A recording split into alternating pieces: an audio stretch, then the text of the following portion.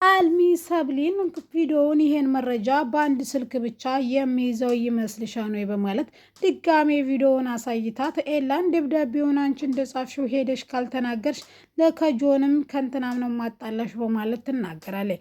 ሁለቱንም ብታደርግም መጣላታቸው እንደማይቀር ብትነግራትም ነገር ግን ሚስጥር ማድረግ ከፈለግሽ እኔ አልናገርብሽም በጆ ወይም ኤላንም እንደዛ ማድረግ ትችያለሽ፣ እኔ ፍቅረኛዬ እንዲጠረጥረኝ አልፈልግም በማለት ትናገራለች።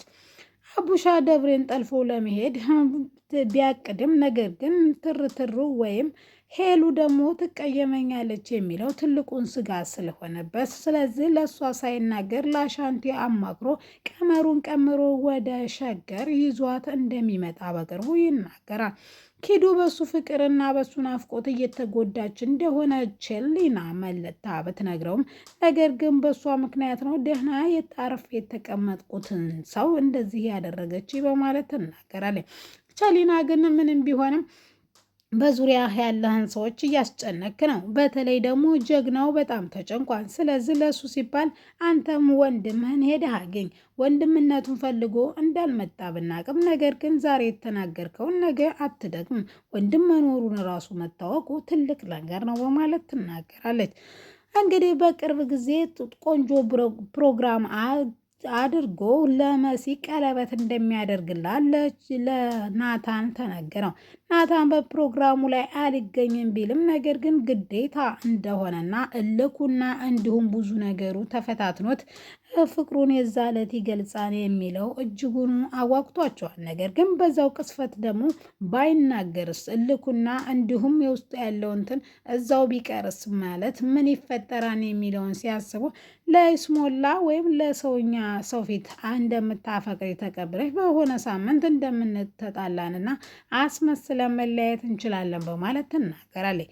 ከዚህ ቀደም እንግዲህ መሲ ኤላ እንዳታገኝ በማለት ለሰብሊ ስታስጠነቅቃት የነበረ እኔ ሰብሊ ብለሽ እንዳጠሪ ኤላን ድጋሜ ካገኘሁት በማለት ጎርራና ፎክራ ነበረ።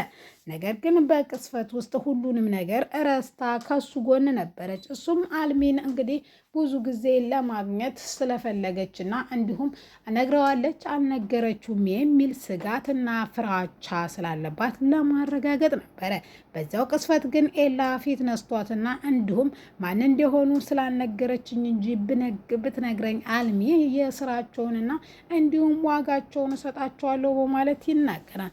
ሰብ ልጆቿና አፎቿ እየተርበተበቱ ከሱ ጋር ትሄዳለች። ከጆ ጋር እንግዲህ ብዙ ጊዜ ምን ማድረግ እንዳለባትና እንዳትጣላ ብትጥርም ነገር ግን የአሁኑ ግን ግዴታ ሳይሆን አይቀርም። ኤላ እንግዲህ ፌስ ለፌስ ጆንን አግኝቶት መቼም የተቀጠርክበት ወይም ቀጠሮ ቦታ አለመገኘት ለአንተ አዲስ ነገር አይደለም።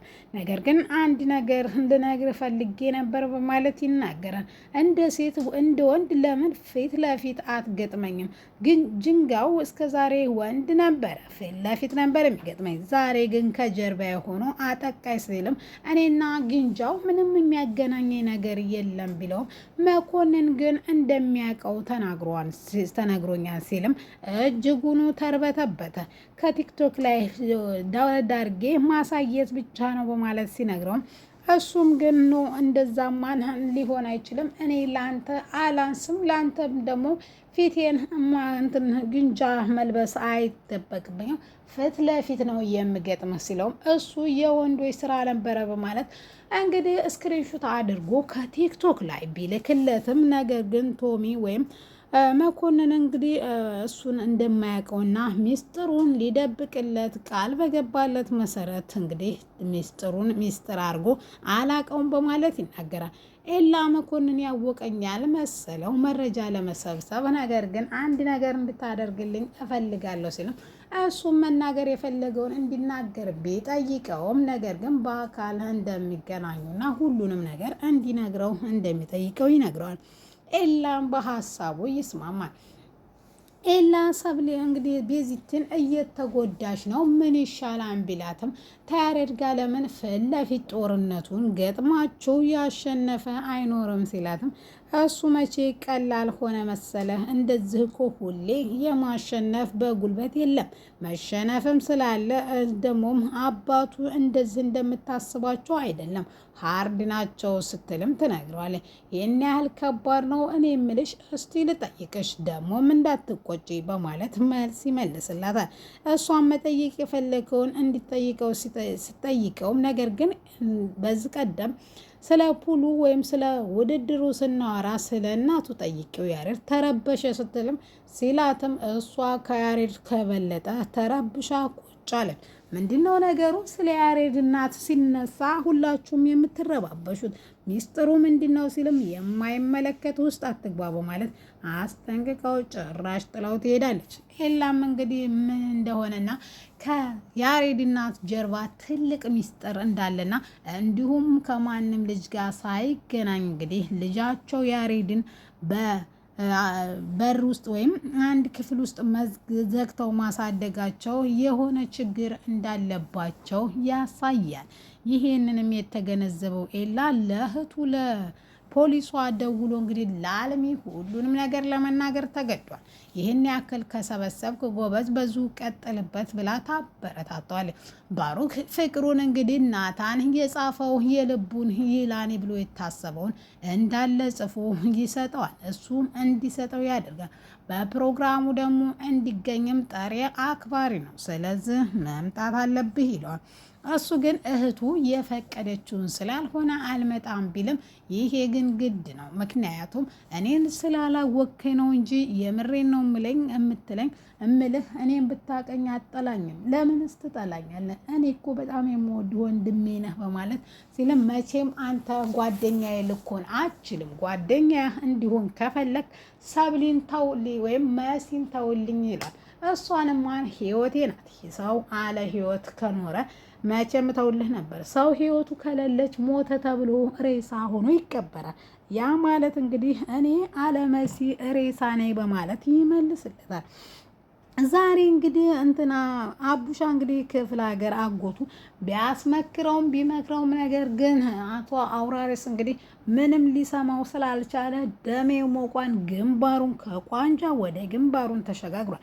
ደሬን አግኝቷት እንግዲህ አባትሽን ተንግዲህ ወደ እኔ አንቺን ጠልፎ መሄድ አቅቶኝ ሳይሆን ነገር ግን አሁን ከእስር ቤት ስለመጣሁ ሚስቴን ገድዬ አሁን ደግሞ አንቺን ብጠልፍ ሰፈሩ አይን ላፈር ይለኛል ብዬ እንጂ እውነቴን ነው አንቺን ተሸክሜ የመሄዱ እጅጉኑ ለእኔ ቀላል ነው በማለት ይናገራል። እሷ ግን ግንባሩን ከምትለው እኔ አባቴን አናግሬ በቅርብ ሰርጉ እንደሚከናወን እነግርሃለሁ በማለት ደርቤ አውራሪስን ታረጋግጠዋለች። በቅስፈቱ ተደብቆ እያዳመጣቸው የነበረው እንግዲህ አቡሻ ምን እንደሚላትና ከዚህ ከሽማግሌና ከትልቅ ሰውዬ እንደሚገላግላትም ቃል ይገባለታል። በአንተ አቅም የሚሆን አይደለም አቡሻ፣ ዝም ተውል ብትልም እኔ አቅሜን አሳይሻለሁ በማለት እንግዲህ ብዙ ጊዜ አብሽሪ ብሎ ከጎኗ እንደሆነና ይሄን አባቷ የሚያክል ሰውዬ እንደማታገባ ይነግራል።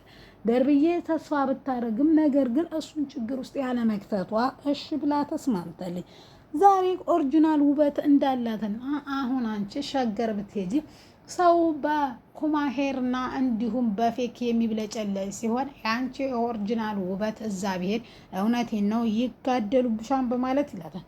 ሰው እንዴት ሰው የአርቲፊሻል ውበት ሊኖረው ይችላል ሲልም እሱን ሸገር ስወስድሽ አሳይሻለሁ ሲል የነገር እንዲቀርበት ብትገፋፋውም ነገር ግን አቡሻ ይህን አደርጋለሁ በማለት ተናግሯል። ሄሉ በሱ ፍቅር እየተብሰለሰለች ትምህርቷን በስነ ስርዓት አለማሪ ያለችው ደውላ እንዴት እንደሆነ ስጠይቅም እኔ እኮ ልመጣ ነበር ነገር ግን አንቺ እኔን እያልሽ ክላስ የምቀጩ ነገር ምኑንም ጸዴ አይደለም። ስለዚህ ዩኒቨርሲቲ የምገባ ስላልሆን እዚሁ አጎቴ ጋር ባዝግ ይሻለኛል፣ እንዲሁም ከብቶችን ልጠብቅ በማለት እርሻና ከብቶቹን እየጠበቀ ዋይፋይ ወይም ስልኬ አንዳንዴ ስልክ የማይሰራልሽ ከተማ ስልክ ቻርጀር አድርጉልኝ ብዬ በሶራል ከተደረገ ስልኬ አይችልም ማለት መናገር ወይም ይዘጋብኛል መብራት በማለት ይነግራታል። እሷም ሁሌም እንደምትናፍቀውና በቅርቡ እንድትወጣ እንደሚመጣላት ቃል ይገባለታል። ቸሊላ እንግዲህ ቾምቤነት ፍቅር የተያዘ ሲሆን ዛሬም እሷን አቁማ በፍቅር አይን እያየችው፣ እሱ ግን ትቷት ወደ ቃጭል ሄደ። ቃጭል ተድሮ የተሻለ ፊት ብሰጠውም ነገር ግን ሙሉ በሙሉ አፈቅርሃለሁ ብላ አልተቀበለችም። ውድና የተከበራችሁ የቻናላችን ቤተሰቦች አፍላ ፍቅር 286 ይህን ይመስል